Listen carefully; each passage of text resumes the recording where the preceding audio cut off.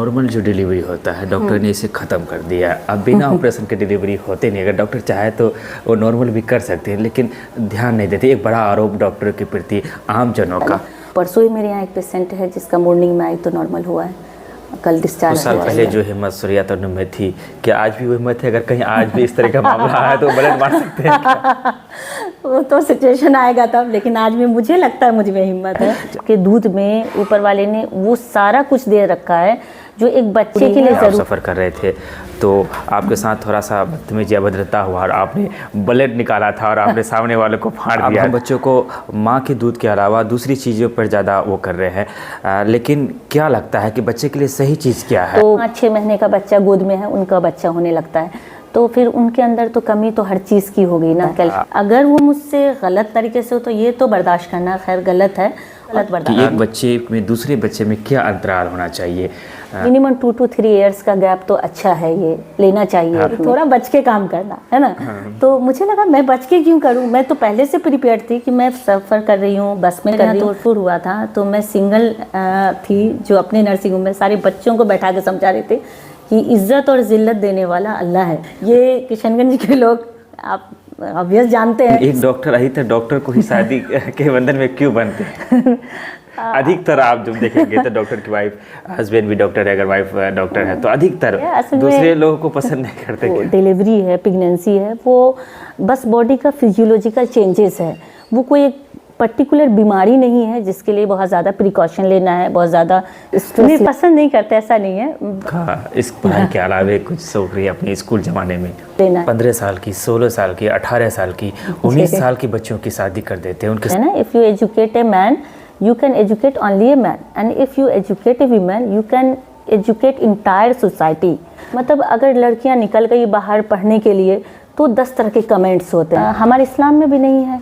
हमारे प्यारे नबी सल्लल्लाहु अलैहि वसल्लम अपनी बेटी को पूछ के उनसे शादी करवाए थे, बिना उनकी रजामंदी के उन्होंने शादी नहीं किया। तो आपको मुबारकबाद भी कि आप इतना अच्छा KDB लाइव चैनल चला रहे हैं और मैं इसकी सब्सक्राइबर भी हूँ और रेगुलरली देखती हूँ, और आपकी वजह से हमको लगता है कि हम मेरे साथ साथ किशनगंज वासियों को बहुत मदद मिलता है लाइव न्यूज़ देखने का, यहाँ की जानकारी लेने के उन पहलुओं को हम जानना चाहेंगे। जब आपने शुरुआत की होगी डॉक्टर से, मैं चाहूँगा क्या संघर्ष है शुरू दिन? आप बचपन से ही चाह रहे थे कि डॉक्टर बनना है या फिर कुछ और बनने की कभी कोशिश की? मोड़ पे सपोर्ट में खड़े रहे और मुझे हिम्मत देते रहे कि आप सही हैं, इंशाल्लाह आपके साथ गलत नहीं होगा। लेकिन आपके पेशेंट मान नहीं रहे हैं, उल्टा आपसे सवाल कर रहे हैं, क्या इस तरह के हालात है? अक्सर होता है। ऐसा नहीं है कि डॉक्टर ने ख़त्म कर दिया। आप रेशियो देखिए सदर अस्पताल का, जो हमारे ब्लॉक्स से हैं वहाँ पे तो नॉर्मल ही होते हैं। सब बात की जो गलत धारणा है उनके भी चपेट में आके उन लोगों के खून की कमी हो जाती है। अब मान लीजिए प्रेगनेंसी है तो होता है क्या कि बहक जाती हैं लड़कियाँ, जिससे माँ बाप का मनोबल भी घटता है, वो भी एक ख़राब चीज़ है। तो मतलब ऐसा होता है, मतलब मोर देन 90% इस कंडीशन में होते हैं ना कि डर लगता है कि बच्चा बचे या मदर। मतलब काफ़ी चला कि ब्लड की कमी हो जाती है, उन्हें खून की कमी हो जाती है, अधिकतर आप पाएंगे औरतों में बीमारी। तो क्या कारण रहे उससे, उनके बचाव क्या है? खाने से बच्चा मोटा हो जाएगा, फिर वो नॉर्मल नहीं होगा। दूसरा चीज़ है कि तलब फल फ्रूट्स खावे, छोटा मोटा है जाए, तो उस समय मजबूरी होती है। एक ही इंडिकेशन बचता है कि इसका सिजेरियन करके बच्चा निकले। सलाम आदाब, मैं रमीज़ रेज़ा, आप देख रहे हैं KDB लाइव। हम मौजूद हैं किशनगंज की प्रसिद्ध डॉक्टर मोहतरमा सूर्या तरुण के नीज़ आवास में। सबसे पहले मैम आपका वेलकम, खैर मकदम, शुक्रिया कि आपने अपना बहुमूल्य वक्त निकाला। आपका भी शुक्रिया बहुत बहुत कि आप लोग अपना टाइम निकाल के आए, और आपको मुबारकबाद भी कि आप इतना अच्छा KDB लाइव चैनल चला रहे हैं और मैं इसकी सब्सक्राइबर भी हूँ और रेगुलरली देखती हूँ, और आपकी वजह से हमको लगता है कि हम मेरे साथ साथ किशनगंज वासियों को बहुत मदद मिलता है लाइव न्यूज़ देखने का, यहाँ की जानकारी लेने का। मतलब अपडेट आप लोग का माशाल्लाह बहुत अच्छा रहता है जल्दी। चलिए शुक्रिया। हम आना चाहेंगे और चीज़ों पर भी, लेकिन हमने एक चीज़ जो आपके बारे में ऑब्जर्व किया है कि एक डॉक्टर जो होता है उनकी लाइफ काफ़ी एक व्यस्त होता है, बिजी होता है, उन्हें अमूमन समय नहीं मिलता होगा। लेकिन हमने आपको NRC के महफिलों में देखा, और उसके बाद और भी कहीं जो प्रोग्राम होते हैं, महिला दिवस पर भी कई दफ़ा हम लोगों की मुलाकात हुई है, और भी कई जो सामाजिक हिस्से जुड़े होते हैं। ये जो समय आप निकाल पाते हैं, कैसे संभव हो पाता है, या फिर ये शौक ही है, या फिर क्या कहना चाहेंगे इसको लेकर के? ये तो सही है कि डॉक्टर के लाइफ बिजी है, लेकिन ये शौक़ भी है मेन। मुझे अच्छा लगता है अपने लोगों से मिलना, और ऐसे समाज में जाना। मुझे लगता है कि अगर कहीं मेरे पहुंचने से या मेरी किसी 2 बातों से किसी सामने वाले को अगर फ़ायदा होता है तो ये मेरे लिए बहुत खुशी की बात होगी।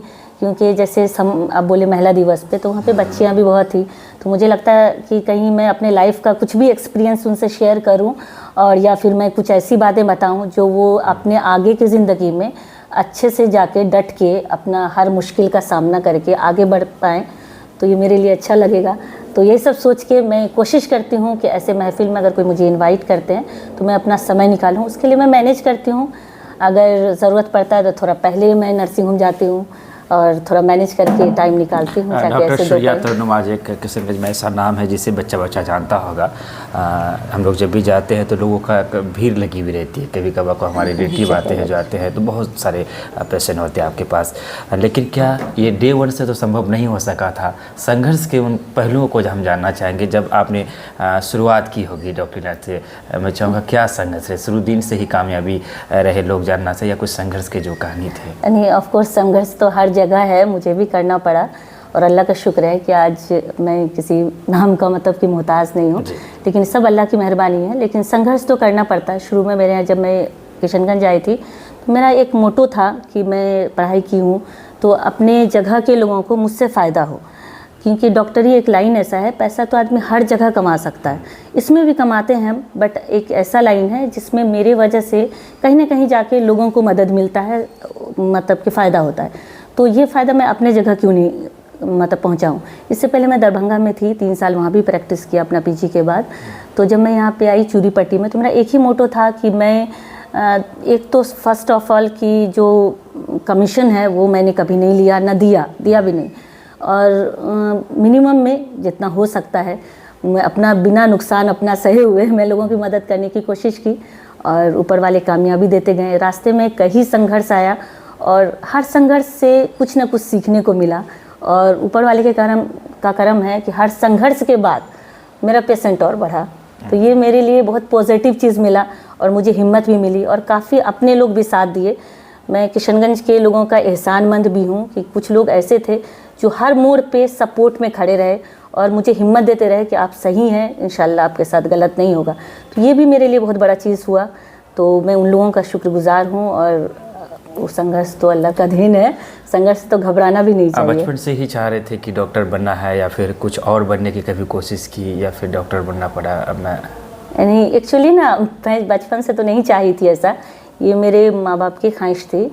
मुझे लगता था मेरा मैथ्स अच्छा था कि मैं इंजीनियर बनूं, बाद में मुझे लगता था कि मैं फैशन डिज़ाइनर बनूं, लेकिन अब घर वाले लोग शुरू में, क्योंकि जिस समय मैं पढ़ाई करती थी मेरा एडमिशन ईयर 2005, यानी अभी से लगभग आपको 19 साल हो गया, मतलब जब मैंने MBBS में एडमिशन लिया तो उससे पहले ही ऑब्वियस इंटर मैट्रिक, तो उस समय लड़कियां बहुत कम पढ़ती थी, मतलब तो लोगों को लग रहा था कि नहीं मेडिकल एक सेफ़ लाइन है जहाँ पे लड़की जाके अपना सेफली काम कर सकती है। तो मुझे भी ठीक लगा, तो फिर मैं इधर मेहनत की तो अल्लाह के करम से मेरा हो गया, पास हो गया। क्योंकि हमारा जो किशनगंज है, हालांकि हम लोगों ने भी खूब तरक्की की है, बहुत सारी चीज़ें हम लोगों में परिवर्तन हुआ है, लेकिन फिर भी आज भी एजुकेशन के क्षेत्र में उतना आगे नहीं बढ़ पाया जितना और जगह दिल्ली मुंबई है।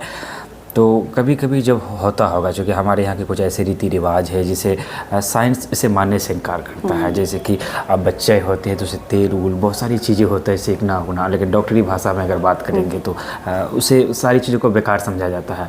तो कभी कभी ऐसे मोड़ आए होंगे कि आप मना कर रहे हैं कि ये नहीं करना है, वो नहीं करना है, लेकिन आपके पेशेंट मान नहीं रहे हैं, उल्टा आपसे सवाल कर रहे हैं, क्या इस तरह के हालात है? हाँ, अक्सर होता है, लेकिन वही अब उनके भी भावनाओं का ख्याल रख के हमको समझाना पड़ता है, उनको बताना पड़ता है कि मतलब अब तो दुनिया बहुत चेंज हो गया है, ऐसी पढ़ाई हम लोग हर दिन करते हैं, आपके बच्चे के लिए सेफ़ नहीं होगा। यहाँ पे थोड़ा सा दिक्कत है कि लोग हाइजीन भी मेंटेन नहीं करते हैं बच्चों का, जैसे तैसे हाथ से छू के, मतलब कि और सबसे ज़्यादा तो लगता है कि चिराग से जला के उसका जो हम लोग कॉर्ड बांधते हैं, मतलब कि अम्बलाइकल कॉर्ड, तो उसका जो रहता है वो तो अपने आप से गिरता है, लेकिन यहाँ पे उसको सेकने का रिवाज है, बार बार सेकते हैं।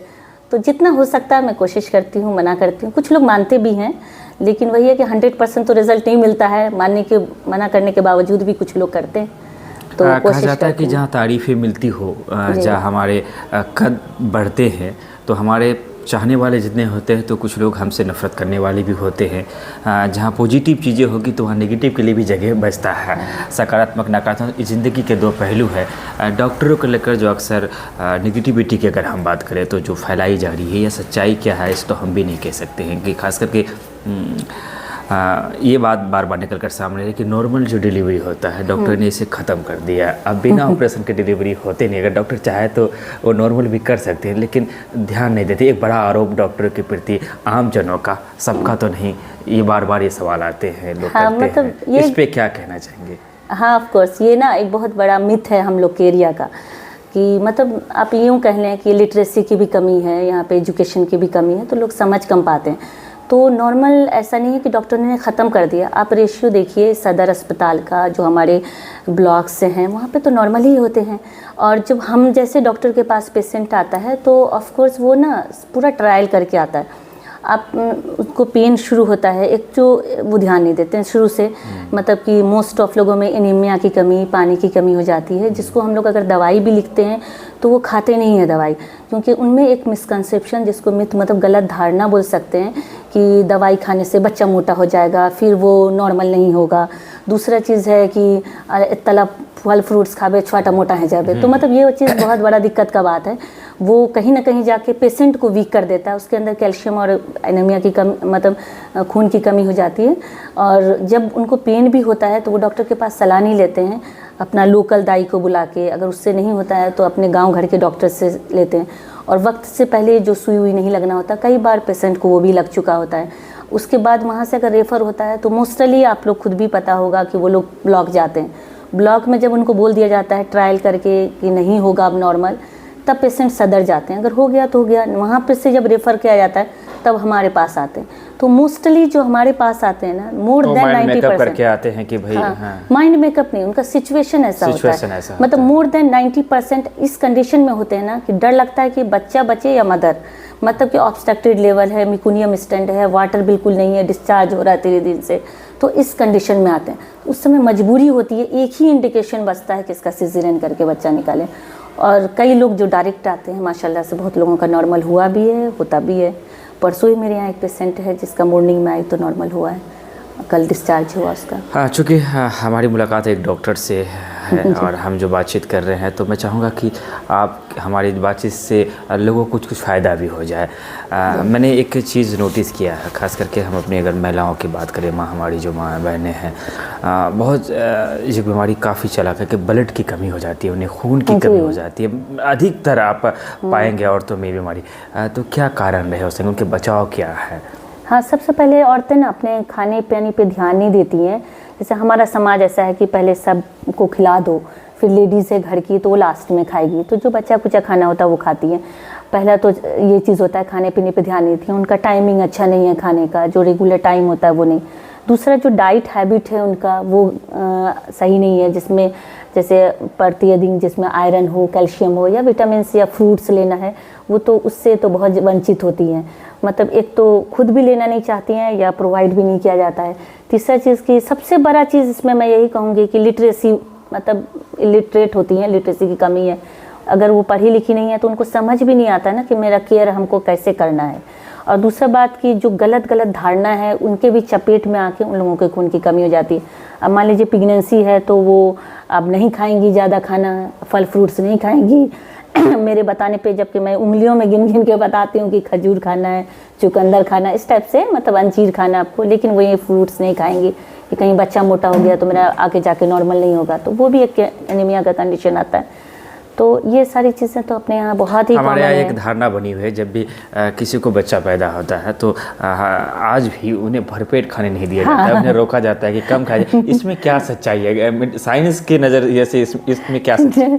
तो 100% गलत है, भरपेट खाने से कुछ नहीं होता। एक्चुअली सिजेरियन में तो हम लोग जहाँ पे खाना पचता जाता है, इंटेस्टाइन पार्ट, उसको तो बहुत ज़्यादा मैनिपुलेट भी नहीं करते। और दूसरा चीज़ ये है कि अगर अच्छे से नहीं खाएंगे, उनको प्रोटीन मिनरल्स की कमी होती है, तो फिर वो पेशेंट भी सफ़र करती है, उनका ऊंट भी सफ़र करता है। कई बार ऐसा होता है कि पेशेंट घर जाता है, बस चटनी आलू का चोखा भात, मतलब इस टाइप से खिलाते हैं लोग। तो उनको तो कुछ नहीं मिल रहा है, मिनरल्स, विटामिन या आयरन की कमी हो रही है, खून की कमी हो रही है, तो उनका हीलिंग प्रोसेस भी लेट होता है, तो जिसके कारण उनका ऊंड भी ख़राब होता है, पेशेंट चल नहीं पाती है ढंग से। लेकिन ये तो बिल्कुल ही गलत है कि भरपेट खाना खाने से कुछ होगा। खाना तो भरपेट खाना चाहिए और न्यूट्रिशियस डाइट भी लेना चाहिए। जब एक औरत हामला होती है, जब वो माँ एक बच्चे को जन्म देती है, तो कहा जाता है कि ज़िंदगी और मौत के बीच उनका ये होता है। तो हमारे यहाँ बहुत सारे आजकल तो कम हुए हैं कि डिलीवरी का तो बहुत सारी ऐसी है, पहले के ज़माने काफ़ी मौतें हुआ करती थी। और औरतों की बात अगर हम करें तो आज भी स्त्री समाज उतना शिक्षित नहीं हो पाया है। तो ऐसे में कुछ ऐसे सवालात होते हैं जो उन तक पहुंच नहीं पाते हैं, वो जान नहीं पाते हैं। एक साइंस की भाषा में अगर हम बात करें कि एक बच्चे में दूसरे बच्चे में क्या अंतराल होना चाहिए जिससे माँ की सेहत पर कोई असर ना पड़े। मिनिमम तो मतलब 2 to 3 ईयर्स होना चाहिए कि एक बच्चा आपका फीडिंग करना बंद कर दे और आप में पहले से जो कमी हुई है वो सब पूरा हो जाए, उसके बाद आप एबल हो जाएं, तब दूसरा कंसीव कर सकते हैं। मिनिमम 2 to 3 ईयर्स का गैप तो अच्छा है, ये लेना चाहिए एक में। तो इसी सब चीज़ की वजह से अपने यहाँ डेथ भी ज़्यादा, मतलब कि पहले के रिस्पेक्ट में ऊपर वाले का करम अभी तो बहुत कम हुआ है, रेशियो बहुत ज़्यादा, जागरूकता भी बढ़ रही है, लेकिन फिर भी अभी भी कुछ लोग हैं जो इस बात को नहीं समझ पा रहे हैं। मतलब 5-6 महीने का बच्चा गोद में है, उनका बच्चा होने लगता है, तो फिर उनके अंदर तो कमी तो हर चीज़ की हो गई ना, कैल्शियम, आयरन, क्योंकि वो फीड भी करा रही है और बच्चा भी पेट में पल रहा है, तो उनको उसके वजह से सफ़र करती हैं, कमर में दर्द होने लगता है, पिंडलियों में दर्द होता है, उनकी नींद ख़राब होती है, तो अल्टीमेटली जो पेशेंट है वो सफ़र करने लगती है। तो बेस्ट होता है कि 2 to 3 ईयर का गैप दें और एक बच्चा आपका स्टेबल हो जाए, उसके बाद दूसरा कराएं, एक का फीडिंग। जी हमने तरक्की करते जा रहे हैं तो फैशनेबल हम होते जा रहे हैं। आजकल एक फ़ैशन सा चल पड़ा है, अभी हमारे इधर तो बहुत कम है, लेकिन और जगह में इसकी शुरुआत, उसके असर अब सरगर्मी में पड़ने लगा है कि अब हम बच्चों को माँ के दूध के अलावा दूसरी चीज़ों पर ज़्यादा वो कर रहे हैं। लेकिन क्या लगता है कि बच्चे के लिए सही चीज़ क्या है? अदरवाइज कितनों ही कीमती सामान हो जाए, प्रोटीन हो जाए, तो बच्चे के लिए माँ का दूध ही बेहतर है या फिर अदरवाइज कोई? नहीं, दूध से बढ़ के तो कुछ नहीं, माँ का दूध बेस्ट है। मतलब कि कितना भी हम बाहर का ले लें, जो मदर मिल्क है उसका कोई सप्लीमेंट नहीं है कि मतलब उसका इक्वलिटी कुछ नहीं कर सकता है, तो ये गलत धारणा है। मदर का फीडिंग बहुत इंपॉर्टेंट चीज़ है। अगर बच्चा माँ का दूध पी रहा है तो माँ के दूध में ऊपर वाले ने वो सारा कुछ दे रखा है जो एक बच्चे के लिए ज़रूरी है। और 6 महीना तक हम लोग ये भी बोलते हैं not a single drop of water, मतलब कि आप दूध ही पिलाएं, सिंगल ड्रॉप वाटर का भी ज़रूरत नहीं है उसको एक्सटर्नल। माँ का दूध इतना सफिशिएंट है और उसमें नेचुरल एंटीबायोटिक्स से है जो बच्चे को इम्यूनिटी देता है, बच्चे को बीमारी से बचाता है। तो इस पे तो ध्यान देने की ज़रूरत है और मैं अपने मरीज़ को लगातार इस चीज़ का ध्यान दिलाती हूँ कि मतलब ऑपरेशन भी हुआ है तो आप 6 घंटे के बाद जैसे अपना स्टेबल हो, आपका पैर रिलैक्स हो रहा है, उसमें ताकत आ जा रहा है, तो आप फीड कराइए। मुझे आपकी प्रमोट करना चाहिए। एक बात आज भी बार बार मैंने आपके पीछे भी कई दफ़ा इस चीज़ का जिक्र किया है। आप एक जगह कहीं अपनी स्पीच को रख रहे थे, उसमें आपने कहा था कि आप स्टूडेंट हुआ करती थी उस समय में, और जब बस में आप सफ़र कर रहे थे तो आपके साथ थोड़ा सा बदतमीजी अभद्रता हुआ और आपने बुलेट निकाला था और आपने सामने वाले को फाड़ दिया था। तो ये क्या चीज़ एक तरफ सुनने में थोड़ा सा वो लगता है, लेकिन दूसरी तरफ एक जो है कि लड़कियों के साथ जो अत्याचार होते हैं, जो मामला होते हैं, अगर ये सोच आ जाए, ये हिम्मत आ जाए, तो मैं समझता हूँ कि कोई उस पर आंख उठाकर देखने की हिम्मत ना करे। तो अब महिलाओं को, चूँकि खुद आप एक महिला हैं, बहुत सारे लोग आपको महिलाएं जानती होगी, उन्हें इसके लिए क्या मैसेज देना चाहिए डॉक्टर? नहीं, अपना प्रोटेक्शन तो सेल्फ करना होगा। फर्स्ट आप हो जो खुद को प्रोटेक्ट कर सकते हो। दुनिया में सबसे बेहतर इंसान खुद को जानता है और खुद की हिफाजत कर सकता है, इसलिए इतना स्ट्रॉन्ग तो बनना पड़ेगा। अगर हम बाहर निकलते हैं तो हमें ये स्टेप सोचना, मेंटली हमें प्रिपेयर्ड रहना पड़ेगा कि कोई भी जगह पे हो सकता है कि मुझे सेल्फ डिफेंस करने की ज़रूरत पड़े, तो उसको पहले से लेके चलना है। और ये सही बात है कि मुझे भी लगा जब मैं ये स्टोरी सुनाई जाकर, तो बहुत लोग तो बहुत खुश हुए, मेरा भैया भी बहुत शाबाशी दिया, लेकिन बाद में वो लोग बोलने लगे कि थोड़ा बच के काम करना है ना। तो मुझे लगा मैं बच के क्यों करूं, मैं तो पहले से प्रिपेयर्ड थी कि मैं सफ़र कर रही हूँ, बस में कर रही हूँ। अब मैं नहीं जानती कि सामने वाला का मेंटालिटी कैसा है। अगर वो मुझसे गलत तरीके से हो तो ये तो बर्दाश्त करना खैर गलत है, और मुझे लगता है हमेशा ही कि गलत को बर्दाश्त करना भी बहुत बड़ा गलत है, गुनाह है। हाँ, गुनाह है। तो गलत को क्यों बर्दाश्त करें? जब मैं गलत नहीं हूँ तो गलत बर्दाश्त नहीं कुछ करना साल पहले चाहिए। जो हिम्मत सूर्या तरुण में थी, क्या आज भी वो हिम्मत है? अगर कहीं आज भी इस तरह का मामला आया तो बुलेट मार सकते हैं क्या? वो तो सिचुएशन आएगा तब, लेकिन आज भी मुझे लगता है मुझ में हिम्मत है। ये किशनगंज के लोग आप ऑब्वियस जानते हैं कि मेरे यहाँ आए दिन घटना जो भी हुआ, अल्लाह का शुक्र अभी नहीं है, जब भी हुआ है मैं कभी घबराई नहीं हूँ। सिंगल जब मेरे यहाँ तोड़फोड़ हुआ था तो मैं सिंगल थी जो अपने नर्सिंग होम में सारे बच्चों को बैठा के समझा रहे थे कि इज़्ज़त और ज़िल्लत देने वाला अल्लाह है। उस चीज़ के लिए बिल्कुल भी नहीं सोचो कि कल क्या होगा। अगर हमारी किस्मत में जो होना है वो तो होगा ही, तो हमें किसी से डरने की ज़रूरत नहीं है। बस इंसान को, मुझे लगता है कि बस दो ही लोग बेहतर जानता है, एक आत्मा, दूसरा परमात्मा। अगर मुझे लगता है हम सही हैं तो मुझे हर हिम्मत से काम करना होगा, तो और ये ज़िंदगी भर हिम्मत रखनी होगी, चाहे जब तक ज़िंदा है। एक पर्सनल सवाल था कि मैंने एक चीज़ों को जो नोट किया है डॉक्टर के बारे में, क्या अमूमन जो और लोग पैसे से जुड़े होते हैं, जो शादियां करते हैं तो दूसरे इसमें, लेकिन एक डॉक्टर अधिकतर डॉक्टर को ही शादी के बंधन में क्यों बनते हैं? अधिकतर आप जब देखेंगे तो डॉक्टर की वाइफ, हस्बैंड भी डॉक्टर है, अगर वाइफ डॉक्टर है तो अधिकतर मैं सोचता हूँ 90% आपको मिलेंगे। हाँ, ये सच्चाई है। असल में दूसरे लोगों को पसंद नहीं करते क्या? नहीं, पसंद नहीं करते ऐसा नहीं है। पहला तो सबसे पहला चीज़ है कि देखिए, एक डॉक्टर को अंडरस्टैंड करना बहुत बड़ी चीज़ है कि उनका कितना बिजी शेड्यूल्स है, उनका लाइफ में कितना स्ट्रेस है। ये तो कहने को है सामने वाले को कि डॉक्टर जी रहा है, लेकिन उसमें उनको स्ट्रेस भी बहुत है। ये किसी पेशेंट का लाइफ का रिस्क होता है। मतलब हम लोग लिविंग के साथ काम करते हैं, जिंदा इंसान के साथ काम करते हैं, तो वो अपने आप में मेंटल स्ट्रेस है। तो ये दूसरा नॉर्मल आदमी थोड़ा कम समझता है। अगर किसी का लाइफ पार्टनर डॉक्टर है तो ऑफ कोर्स वो हर चीज़ समझ रहे हैं और वो सपोर्ट भी करते खुद हैं, भी उस चीज़ को वो हाँ, समझ रहे हैं, तो ये उनके लिए लाइफ जीना आसान हो जाता है। तो दूसरी जगह से मुझे लगता है, जैसे मेरा तो माशाल्लाह हस्बैंड बहुत मतलब एनी टाइम सपोर्ट में भी खड़े रहते हैं और समझते भी हैं। तो हर लोग जब डॉक्टर हैं तो वो सिचुएशन जानते हैं, तो उनकी मेंटालिटी भी वैसी हो जाती है, तो वो समझते हैं। बाकी अदर फील्ड का थोड़ा समझना मुश्किल पड़ता होगा। डॉक्टर हैं आप, हालांकि डॉक्टर की जो पढ़ाई होती है, चाहे आईएएस की पढ़ाई हो, डॉक्टर की पढ़ाई काफ़ी टफ होती है। अदरवाइज टाइम नहीं मिलता होगा। कभी शौक़ रहे सिंगिंग का, खेल कूद का, इस पढ़ाई के अलावा कुछ शौक़ रहे अपने स्कूल ज़माने में? हाँ, शौक तो था। मतलब मैं स्पीच बहुत दिया करती थी। स्पीच, हाँ, अपने स्कूल की एंकर थी मैं, जब हमारा स्कूल 9-10 अररिया में हुआ करता था तब। लेकिन बाद में जाके इतना स्ट्रेसफुल लाइफ है कि मतलब लगता था ये चलो ये एग्ज़ाम पास कर लें, फिर आगे जाके कुछ सोचेंगे। तो उसी में लाइफ बीत गया कि आगे एग्ज़ाम पास कर लें, आगे एग्ज़ाम पास कर लें। मतलब हमारा जो MBBS होता था, हर MB मतलब मोर देन 50% में हम लोग मिनिमम 50% पासिंग मार्क होता है।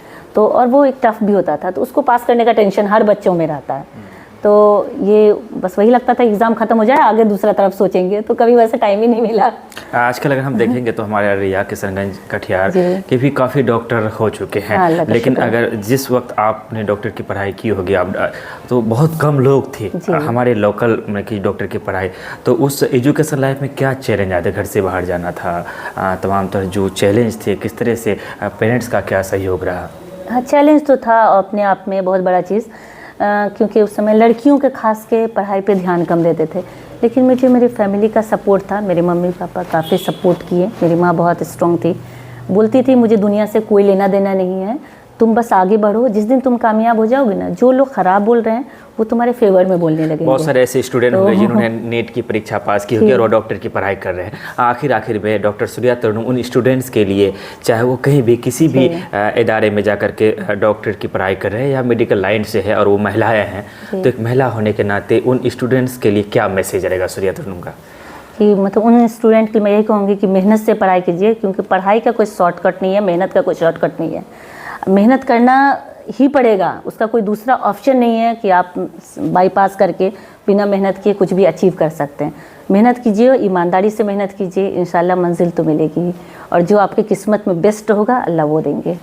आखिर में एक सवाल के साथ हम आपसे विदा लेना चाहेंगे। आपने अपना वक्त दिया, इसके लिए हम आपका बेहद शुक्रगुजार हैं। चूँकि एक डॉक्टर है हमारे साथ, तो आखिरी जो बात होगा, हम चाहेंगे उन महिलाओं के लिए आप कुछ टिप्स देते हुए जाए जो हामला है, जो माँ बनने वाली है या जो माँ बनना चाहती है, कि उन्हें किन किन चीज़ों का ख्याल रखना चाहिए, किस तरह से उस वक्त को वो हैंडल कर सके, उस सिचुएशन को कैसे फेस कर सके जो 9 माह का जो वक्त होता है। मैं चाहूँगा कुछ टिप्स आपके जरिए, ताकि लोगों को फ़ायदा हो जाए। मैं बस यही कहूँगी कि देखिए, सबसे पहला बात है कि जो डिलीवरी है, प्रेगनेंसी है, वो बस बॉडी का फिजियोलॉजिकल चेंजेस है। वो कोई एक पर्टिकुलर बीमारी नहीं है जिसके लिए बहुत ज़्यादा प्रिकॉशन लेना है, बहुत ज़्यादा स्ट्रेस लेना है ना। तो उसमें 3 ट्राइमेस्टर होते हैं, पहला, दूसरा, तीसरा, जिसे हम लोग फर्स्ट, सेकंड, थर्ड ट्राइमेस्टर बोलते हैं। पहला ट्राइमेस्टर होता है क्योंकि नया नया कोई माँ बनती है तो उनके लिए स्ट्रेसफुल होता है, वोमिटिंग्स ज़्यादा होता है क्योंकि उसमें कुछ हार्मोनल चेंजेस हो जाते हैं बॉडी के। तो ये एकदम नॉर्मल है, उसमें अपना डॉक्टर को दिखाना चाहिए, डॉक्टर की सलाह से दवा लेनी चाहिए। सेकेंड, थर्ड ट्राइमेस्टर थोड़ा सा बेहतर होता है, लेकिन उसमें भी अपने डाइट का ख्याल रखें, डॉक्टर की सलाह बार बार लें बिना किसी दिक्कत के। यहाँ पे कुछ होता है मिथ कि दिक्कत नहीं छिल तो क्या हूँ, है ना, तो ये बोलता है मोस्टली पेशेंट। तो हम लोग बोलते हैं कि डिलीवरी ही एक ऐसा चीज़ है जिसमें बिना दिक्कत के भी आपको विजिट करना है। तो ये डॉक्टर का भी काम होता है उनको समझाने का, और प्लस थोड़ा सा लिटरेसी की कमी है वो तो समझ ही रहे हैं। दूसरा है कि विजिट तो करना होगा डॉक्टर का, और सलाह भी माननी होगी। सिर्फ कई बार होता है कि हम लोग दवाई प्रिस्क्राइब कर देते हैं, वो लोग लेके जाते हैं, लेकिन एज इट इज़ रह जाता है, दवाई नहीं खाते हैं, और जब डिलीवरी हो जाता है तो दवाई ला के वापस कर देते हैं। तो उसमें बहुत ज़्यादा दिक्कत है। तो दवाई प्रॉपर खाइए। अब तो गवर्नमेंट भी फैसिलिटीज़ दिया हुआ है, गवर्नमेंट के तरफ से भी आयरन कैल्शियम सप्लाई होते हैं, तो उसको भी ले सकते हैं, पैसे का बहुत इशू नहीं है उस मैटर पे। और तीसरा चीज़ ये है कि अगर कुछ भी एबनॉर्मल दिखता है तो थोड़ा अलर्ट रहें, अपना आएँ और नॉर्मल लाइफ जीने का कोशिश करें। हम तो चाह रहे थे कि आपसे विदा लें, लेकिन एक सवाल छूट रहा था, चूँकि एक काफ़ी लोग आपको फॉलो करते होंगे, जो आपको बखूबी जानते होंगे कि सूर्या तरन्नुम जब वीडियो में होंगे, कि आज भी मैं समाज में जब देखता हूँ एक चीज़ को, 15 साल की, 16 साल की, 18 साल की, 19 साल की बच्चों की शादी कर देते हैं। उनके सपनों क्या बनना चाहिए, उनकी पढ़ाई को कर दिया जाता है, जबकि 16-17 साल की जो उम्र होती है वो बच्चा होता है। वो समझ नहीं पाते हैं दो परिवारों के बीच की जो गैप है, लोगों की जो मेंटेलिटी है, इसके लिए क्या कहना चाहेंगे? नहीं, ये तो एजुकेशन बहुत ज़रूरी है अपने समाज में। लड़कियों को पढ़ाएंगे तभी आप लेट से शादी करा पाएंगे।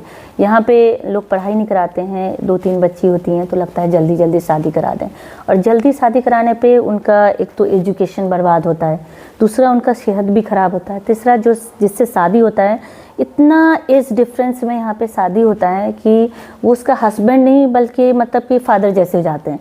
ना ज़िंदगी में उसके साथ वो फ्रेंडशिप रख पाती है, ना खुल के बात कर सकती है, बस एक गैप रह जाता है होल लाइफ। तो मैं कहूँगी इसको तो बिल्कुल भी कोशिश करना चाहिए अवॉइड करने का, कि एक एज हो जाए, मेरी लड़कियाँ एकदम पढ़ लिख के कुछ कर ले। ज़रूरी नहीं है कि मतलब कि कोई जॉब ही करे, पढ़ने अपना आप में नॉलेज के लिए लोग पढ़ता है, तो पढ़ के आप घर बैठे भी बहुत कुछ कर सकते हैं। तो आप एक जो किसी भी बच्चे का गोद, माँ का मतलब कि गोद जो होता है वो पहला स्कूल होता है, तो माँ को पढ़ना तो बहुत ज़्यादा ज़रूरी है। अगर एक लड़की अच्छे से एजुकेट हो जाती है तो कल को शादी भी होगी ना तो वो अपने ससुराल को पूरा एजुकेट कर सकती है। मतलब नॉर्मली कहते हैं ना, if you educate a man you can educate only a man, and if you educate A women you can educate entire society. तो आप पूरा सोसाइटी को एजुकेट कर सकते हैं। तो फीमेल का एजुकेशन पे तो खास ध्यान देने की ज़रूरत है। जो अक्सर लोग एम्पावरमेंट की बात करते हैं, मुझे लगता है कि एम्पावरमेंट मत दो बट डेवलपमेंट दो, मतलब उसको डेवलप करो आप। मतलब कि पहला तो एजुकेट कीजिए, दूसरा मेंटली भी स्ट्रांग बनाइए। मतलब अगर लड़कियां निकल गई बाहर पढ़ने के लिए तो 10 तरह के कमेंट्स होते हैं, तो ये समाज का कर्तव्य है कि उनको सपोर्ट करें। और लड़कियों को भी मैं बोलूँगी कि अगर आपको कुछ बनना है तो आप आसपास की चीज़ों में कौन क्या बोल रहा है ध्यान ना दें, अपने आप को सही रखते हुए पढ़ाई करें। यहाँ पे होता है क्या कि बहक जाती हैं लड़कियाँ, जिससे माँ बाप का मनोबल भी घटता है, वो भी एक ख़राब चीज़ है।